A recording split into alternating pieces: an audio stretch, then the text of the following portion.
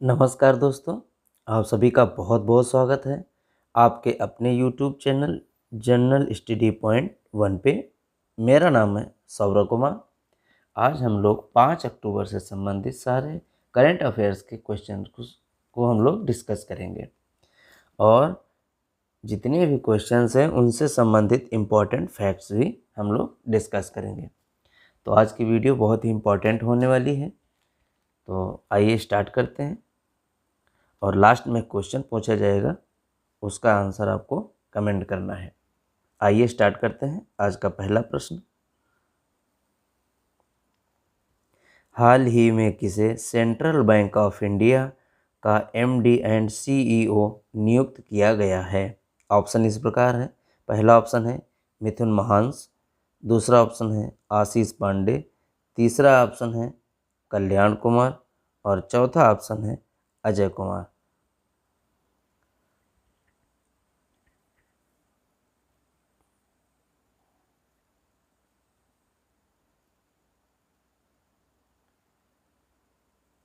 तो इसका right answer है कल्याण कुमार।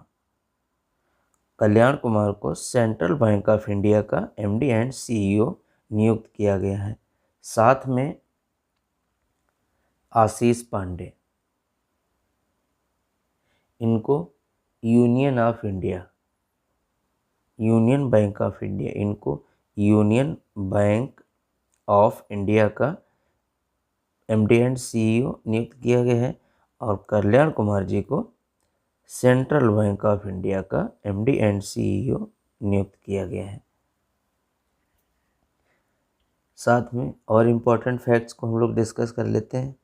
जैसे मिथुन महांस जी को बीसीसीआई का अध्यक्ष, इनको बीसीसीआई का अध्यक्ष नियुक्त किया गया है।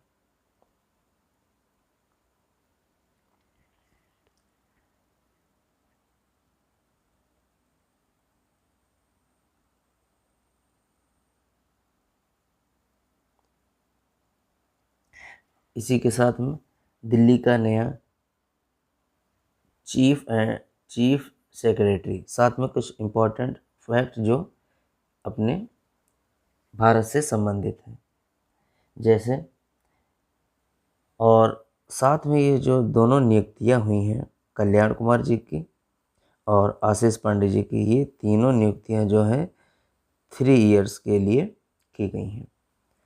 और बात करें एनसीसी का महानिदेशक, एनसीसी का महानिदेशक जो है वो वीरेंद्र वत्स हैं, वीरेंद्र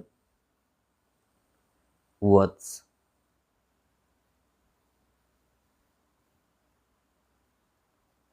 और चीफ सेक्रेटरी ऑफ दिल्ली जो ये हैं वो बने हैं राजीव वर्मा जी। और बंगाल क्रिकेट संघ के अध्यक्ष जो बने हैं वो सौरभ गांगुली। बंगाल क्रिकेट संघ के अध्यक्ष, क्रिकेट संघ, इसके जो अध्यक्ष बने हैं वो पूर्व क्रिकेटर सौरभ गांगुली जी बने हैं।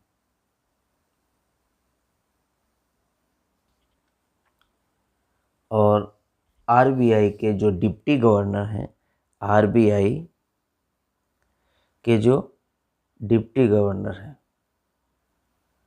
वो शिरीष चंद्र मुर्मू, शिरीष चंद्र मुर्मू जी बने हैं।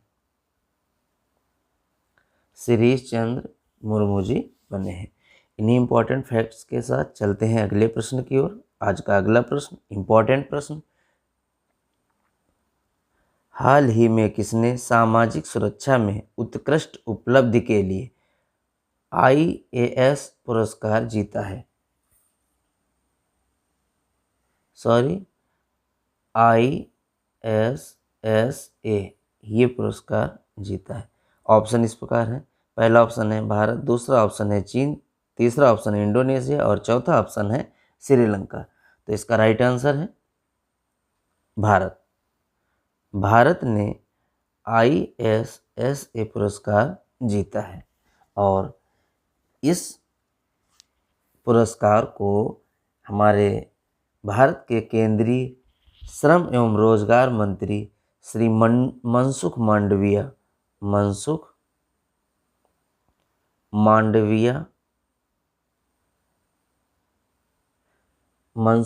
मांडविया जी ने मलेशिया के कुआलालंपुर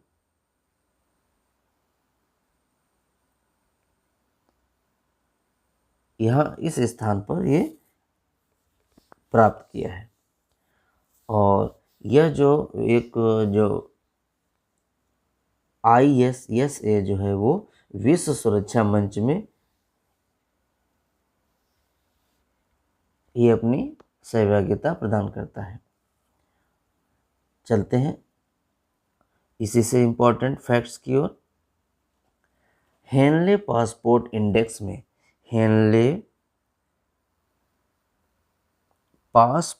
इंडेक्स में जो भारत का स्थान है हेनले, वो है 77वें नंबर पर, 77वें स्थान पर। और अगर फर्स्ट की बात करें तो सिंगापुर है, फर्स्ट में सिंगापुर है और भारत जो है वो 77वें नंबर पर है। और हाल ही में भारत की जो साक्षरता दर है वो 89.9% हो गई है। बात करें भारत का पहला मेड इन इंडिया एयरबस जो है वो भारत की साक्षरता दर 89.9% हो गई। और भारत में कुल रामसर स्थलों की संख्या, भारत में कुल रामसर स्थलों की संख्या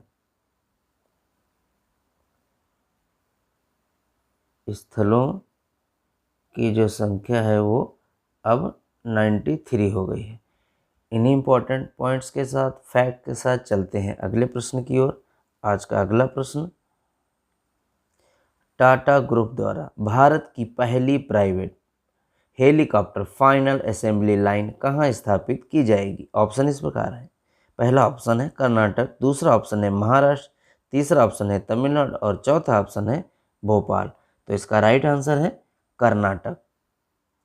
कर्नाटक में पहली private helicopter final assembly line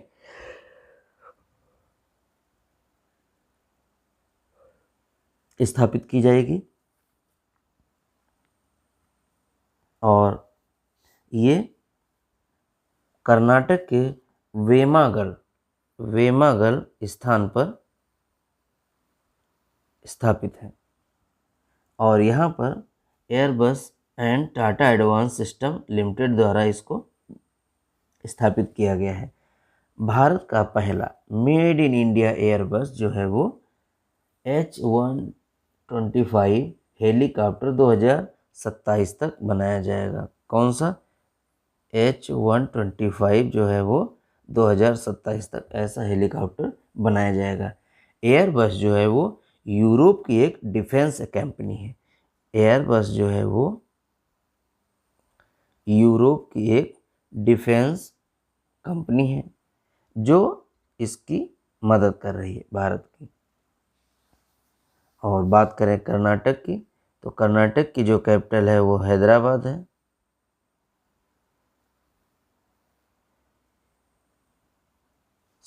Karnataka की कैपिटल बेंगलुरु है। और यहाँ के जो सीएम हैं वो सिद्धारमैया जी हैं।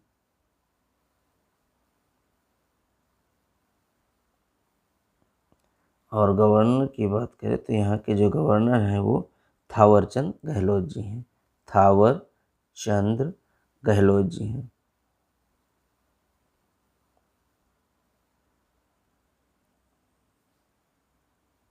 और ये जो कंपनी है इसकी स्थापना जो हुई थी वो 2007 में हुई थी और इसका जो हेड क्वार्टर है वो हैदराबाद में है।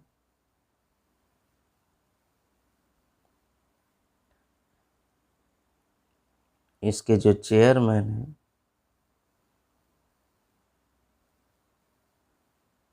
वो बनमाली अग्रवाल जी हैं। बनमाली अग्रवाल जी हैं।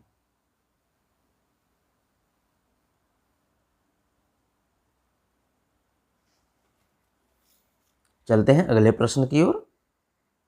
आज का अगला प्रश्न, M3M Hurun India rich list 2025 में भारत की सबसे अमीर महिला कौन बनी है? ऑप्शन इस प्रकार है। पहला ऑप्शन है फाल्गुनी नायर, दूसरा ऑप्शन है रोशनी नाडर मल्होत्रा, तीसरा ऑप्शन है सावित्री जिंदल और चौथा ऑप्शन है किरण मजूमदार। तो इसका राइट आंसर है रोशनी नाडर मल्होत्रा। रोशनी नाडर मल्होत्रा जो है वो M3M हुरून इंडिया द्वारा एक लिस्ट जारी की गई है 2025 की, उसमें भारत की सबसे अमीर महिलाएं बन गई हैं। और भारत की अमीर महिला हैं वो, और बात करें भारत में जो एक लिस्ट बनी है जिसमें फर्स्ट पर ओवरऑल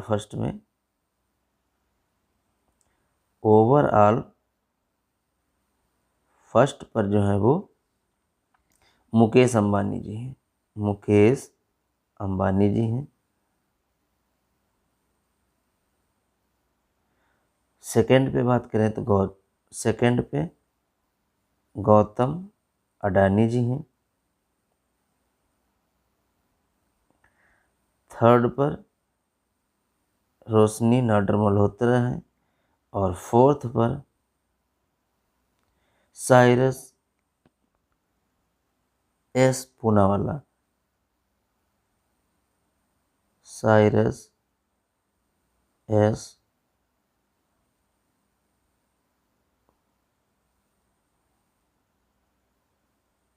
पूनावाला। फिफ्थ की बात करें तो जो फिफ्थ पर है कुमार मंगलम है। कुमार मंगलम बिरला।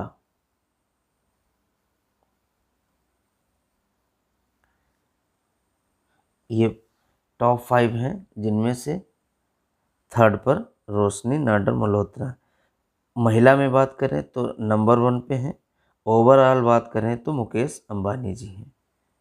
और मुकेश अंबानी जी हैं, इनकी जो कंपनी है जो Mukesh Ambani and family Reliance industries है, और गौतम अडानी जी की जो है अडानी कंपनी है, और इनकी जो रोशनी नाडर मल्होत्रा जी की है जो है वो HCL कंपनी है। साइरस पूनावाला जी की जो है सीरम इंडिया है, सीरम इंस्टीट्यूट ऑफ इंडिया। और कुमार मंगलम की बात करें तो Aditya Birla.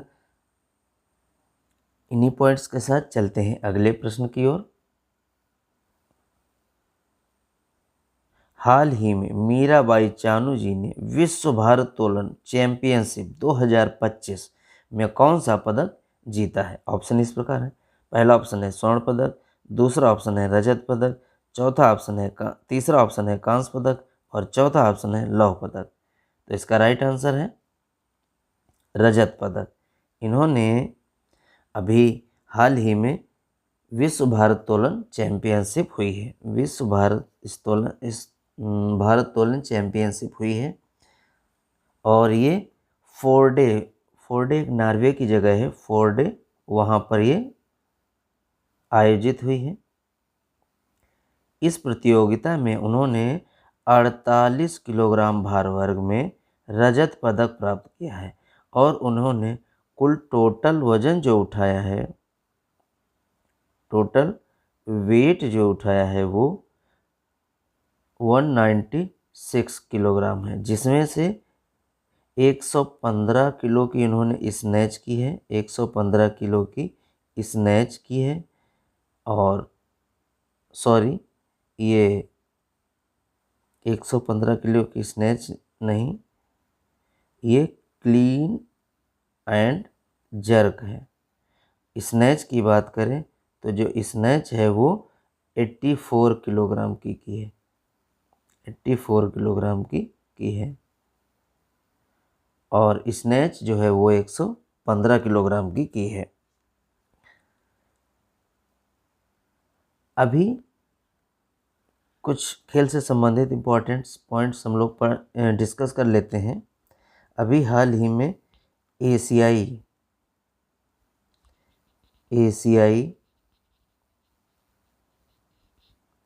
Table tennis championship 2025 का जो ब्रांड एम्बेसडर है वो शरद कमल जी को बनाया गया है।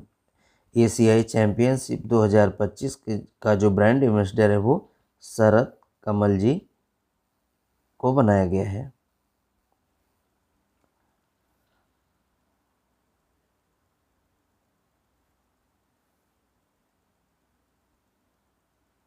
चलते हैं, पिछली वीडियो में एक प्रश्न पूछा गया था और वो प्रश्न था कि हाल ही में भारत का पहला झुग्गी मुक्त शहर, भारत का पहला फर्स्ट झुग्गी मुक्त शहर कौन बना है? तो इसका राइट आंसर है चंडीगढ़। चंडीगढ़ जो है झुग्गी मुक्त शहर अब बन गया है, जो कि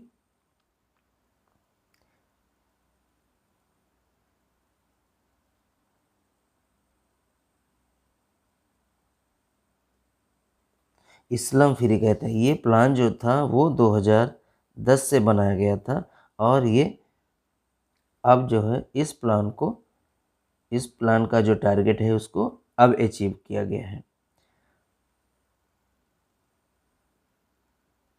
इसी के साथ में एक और पॉइंट हम लोग बात कर लेते हैं कि आधिकारिक तौर पर भारत का पहला भिखारी मुक्त शहर, आधिकारिक तौर पर भारत का पहला भिखारी